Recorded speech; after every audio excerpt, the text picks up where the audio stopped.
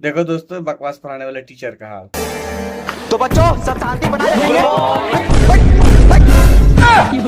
तो बच्चों सब शांति बनाए रखेंगे। अभी हेडमास्टर आने वाले हैं और किसी से पूछे कि मास्टर जी कैसा पढ़ाते हैं तो बोल देना बहुत बकवास पढ़ाते हैं। तो बोल देना बहुत अच्छा पढ़ाते हैं, वरना इतना मारेंगे पेंट में मुतलेगा तुम लोग।